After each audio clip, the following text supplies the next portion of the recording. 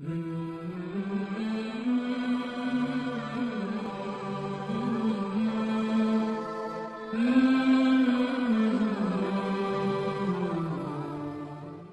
ভাইরা, আমার বাবা জিরানে, আল্লাহ তাআলা রব্বুল আলামিন আসমান ও জমিনকে সৃষ্টি করে আমাকে আপনাকে অত্যন্ত মহব্বত, মায়া, ভালোবাসা দিয়ে সৃষ্টি করেছেন।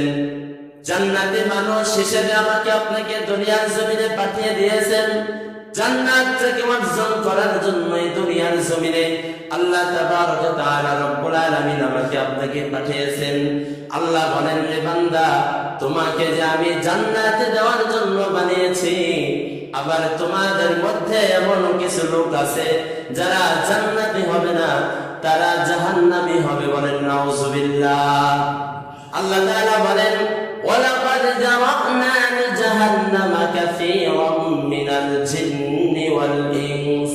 আল্লাহ তাআলা পবিত্র কালামুল্লাহর এই আয়াতের মধ্যে বলেন, জিন এবং মানুষের মধ্যে অনেক মানুষকে আমি জাহান্নামে দেওয়ার জন্য সৃষ্টি করেছি। জাহান্নামে দেওয়ার জন্য সৃষ্টি করেছি কাদেরকে? যেই বান্দাদেরকে মানুষ বানিয়ে দুনিয়ার জমিনে পাঠানোর পরও তাদের মনুষ্যত্ব তারা ঠিক রাখে। একটু জোরে বলেন, ঠিক রাখে না। আল্লাহ তাআলা রব্বুল আলামিন বলেন, আমি তাকে শ্রেষ্ঠত্ব দুনিয়াতে দান করেছি, কিন্তু সে শ্রেষ্ঠ না, সে নিকৃষ্ট। ওই বান্দাটাই হলো নিকৃষ্ট। ওই বান্দাটা মানুষ হয়ে জাহান্নামে যাবে, ওই বান্দাটা জিন হয়ে জাহান্নামে যাবে। তার কারণ হলো আমি আল্লাহ তাআলা রব্বুল আলামিন তাকে বিবেক নামক বস্তু দান করেছিলাম। কি দান করেছিলাম? আরেকটু জোরে বলেন, কি দান করেছিলাম? আমি তাকে বিবেক নামক দৌলত তাকে দান করেছিলাম। কিন্তু এই বান্দা বিবেকটাকে দিয়ে দুনিয়া বুঝেছে, দুনিয়ার সর্বপ্রকার নাজায়েজ কাজ বুঝেছে, দুনিয়ার সর্বপ্রকার অশ্লীল কাজ কর্মগুলা বুঝেছে। এই বিবেক দিয়ে আমি রবের ইবাদত বুঝে নাই, আমি রবের আদেশ বুঝে নাই, আমি রবের নিষেধ বুঝে নাই, আমি রবের আদেশ নিষেধ কোনটাই মানে নাই। এই বান্দাটা বিবেকওয়ালা না, এই বান্দাটা হলো বিবেকহীন। বলেন ঠিক কিনা? অতএব এই বান্দাকে বিবেক দেওয়ার পরও বিবেক দিয়ে আল্লাহকে না চেনার কারণে এই বান্দা বিবেকওয়ালা না, এই বান্দা হলো বিবেকহীন। বলেন ঠিক কিনা? আমি বান্দাকে চক্ষু দিয়েছিলাম, বান্দা আমার প্রত্যেকটা নিয়ামত দেখবে, আর বান্দা আমার শুকরগুজার করবে। আমি আল্লাহর বান্দার নিয়ামতকে বাড়াইয়া দেব। বান্দার দুনিয়াতেও কোনো কিছুর অভাব হবে না, পরকালেও কোনো অপমানিত হবে না। জোরে বলেন সুবহানাল্লাহ। এই চক্ষু নিয়ামতটা আমি আল্লাহ এই জন্যই দিয়েছিলাম। কিন্তু না, বান্দা এই চক্ষু দিয়ে আমি আল্লাহর নিয়ামত গুলা দেখতো না, আমি আল্লাহর নিয়ামত গুলা দেখে শুকর আদায় করতো না, আমি আল্লাহর নিয়ামত, শ্রেষ্ঠের নিয়ামত গুলা দেখে এই বান্দা আমার শুকরগুজার বান্দা হলো না। এজন্য আল্লাহ তাআলা বলেন, এই বান্দাটা চোখে দেখে, এরপরও সে চোখে দেখে না, এই বান্দাই হলো চোখ থাকতে অন্ধ। বলেন ঠিক কিনা?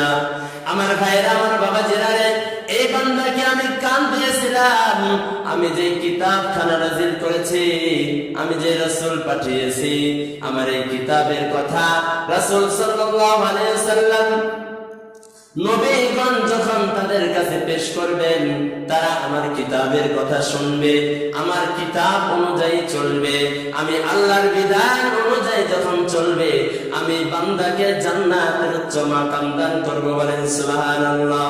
কিন্তু দেখা গেল না, এই বান্দা আমার এই কান দিয়ে তো তিনি কোরআন শুনলো না, কোরআন বুঝলো না, আমি আল্লাহর আদেশ শুনলো না, আমি আল্লাহর নির্দেশ থেকে বাঁচলো না। এই বান্দাটার কান থাকতো, সেই বয়রা। বলেন ঠিক কিনা? আমি আল্লাহ তাআলা রব্বুল আলামিন তাকে ব্রেন নামক দৌলত দিয়েছিলাম। এজন্যই দেখবেন গাড়ির পিছনের মধ্যে লেখা থাকে, পৃথিবীর মধ্যে শ্রেষ্ঠ আদালত হলো মানুষের বিবেক। হাত পা অঙ্গ প্রত্যঙ্গ সব কিছু ঠিক আছে, ব্রেন ঠিক নাই, তাকে বলা হয় পাগল। এই পাগল পরিপূর্ণ একটা মানুষ না। বলেন ঠিক কিনা? আমার আপনার মতো পরিপূর্ণ? কথা বলেন। আল্লাহ তাআলা বলেন, গোলাম পায়ের তলে থেকে মাথার তালু পর্যন্ত আমি আল্লাহ তাআলা তোমাকে পরিপূর্ণ করে সৃষ্টি করেছি। বান্দা, হাতরা তোমাকে অযথা দেয় নাই, জবানটা তোমাকে অযথা দেয় নাই, কানটা তোমাকে অযথা দেয় নাই। ও বান্দা, প্রত্যেকটা অঙ্গ প্রত্যঙ্গ একটু চিন্তা করো, আল্লাহ এটা আমাকে কেন দিয়েছে। বান্দা, তুমি যদি চিন্তা করে প্রত্যেকটা অঙ্গ প্রত্যঙ্গের হিসাব যদি মিলিয়ে চলতে পারো, তাহলে তুমি অবশ্যই শ্রেষ্ঠ একজন মানুষ হিসেবে আল্লাহর সামনে দাঁড়াইতে পারবে। বলেন ঠিক কিনা? আর যদি তুমি এই বিধানগুলোকে না মানো, তাহলে বান্দা, তুমি চোখ থাকতে অন্ধ, তুমি কান থাকতেও বয়রা, তোমার মাথার ব্রেন ঠিক থাকতেও তুমি পাগল, তোমার অন্তর জিন্দা থাকতেও তুমি মরা, তুমি আল্লাহর জান্নাতের মেহমান হতে পারবা না, তুমি জাহান্নামের লাকড়ি হবা। বলেন নাউজুবিল্লাহ। অতএব আল্লাহ বলে দিয়েছেন যে আমি জান্নাত বানিয়েছি মানুষের জন্য, আমি জাহান্নামটাও বানিয়েছি মানুষের জন্য। জান্নাতের মধ্যে মানুষ যাবে, জাহান্নামের মধ্যে মানুষ যাবে। আমি আল্লাহ তাআলা রব্বুল আলামিন দুনিয়ার জমিনে মানুষ পাঠিয়েছি, আবার পয়গম্বর পাঠিয়েছি, আবার কিতাব পাঠিয়েছি। কিন্তু আমার এই পয়গম্বরদের কথা যে মানুষগুলা শুনবে, মানবে, তাদের অনুযায়ী আমল করবে, আমি এক রব আল্লাহকে ভয় করবে, আমি আল্লাহ তাআলা বলে দিলাম, এই বান্দার দুনিয়ার জমিনেও কোনো টেনশন নাই, কোনো পেরেশানি নাই, পরকালের জগত কোনো চিন্তা নাই। বলেন সুবহানাল্লাহ। আল্লাহ তাআলা বলে, ও মানুষ, তুমি তোমার কোন অঙ্গ প্রত্যঙ্গটাকে নিয়ে চিন্তা করবা, তুমি যেদিকেই তাকাও না কেন, আমি রবের শুকরিয়া আদায় করা ছাড়া তোমার আর কোনো উপায় নাই। বলেন ঠিক কিনা? আছে? কথা বলেন আছে? কথা বলেন নাকি? আছে? প্রত্যেকটা অঙ্গ প্রত্যঙ্গ আমার আপনার জন্য কত বড় নিয়ামত। আল্লাহ তাআলা রব্বুল আলামিন আমাকে আপনাকে পরিপূর্ণ করে দুনিয়ার জমিনে পাঠিয়েছেন, কিন্তু আমরা সেই রবের জন্য কি করতেছি? আমরা তো সবাই জান্নাতে যাইতে চাই, কিন্তু জান্নাতে যাইতে চাইলেই তো হবে না, জান্নাতের কাজ তো দুনিয়ার জমিন থেকে আমার আপনার করে যেতে হবে। বলেন ঠিক কিনা?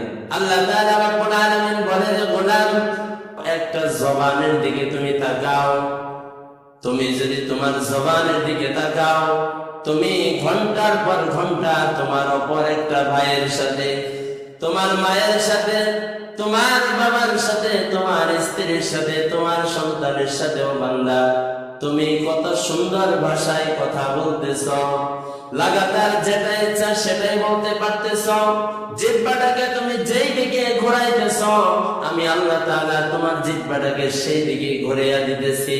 বান্দা ভালো বলতেছ সেটাও বলাইতেছি, বান্দা খারাপ বলতেছ সেটাও বলাইতেছি। আমি আল্লাহ তাআলা তোমাকে কত বড় একটা জবান নামক নিয়ামত দান করেছি।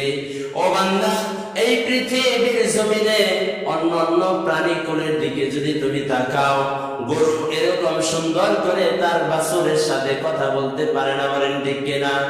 মুরগি তার বাচ্চাদের সাথে এত সুন্দর করে কথা বলতে পারে না, ছাগল তার বাচ্চার সাথে এত সুন্দর করে কথা বলতে পারে না। ওরে গোলাম, এত সুন্দর ভাষা, এত সুন্দর আদর্শ, এত শ্রেষ্ঠ করে বান্দা আমি দয়া করে, মহাব্বত করে, ভালোবেসে কেবলমাত্র সবে মাত্র বান্দা তোমাকে বানিয়েছি। বলেন সুবহানাল্লাহ।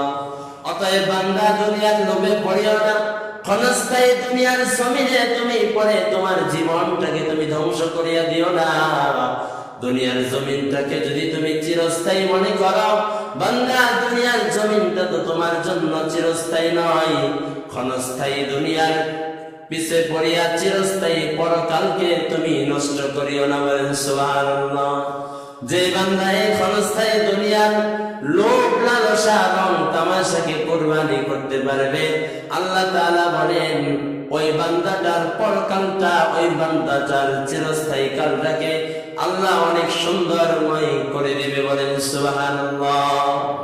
এজন্যই এই জবানটা আমাদের অনেক বড় একটা দৌলত, অনেক বড় একটা কি, আর একটু জোরে বলেন, অনেক বড় কি দৌলত। কারণ এই জবানটাকে যদি আমরা পবিত্র রাখতে পারি, দুনিয়ার জমিনেও মানুষ আমাকে আপনাকে সম্মান করতে বাধ্য। হাসরের ময়দানে অবশ্যই আমার আল্লাহ আমাকে আপনাকে সম্মান করবেন, বলেন সুবহানাল্লাহ।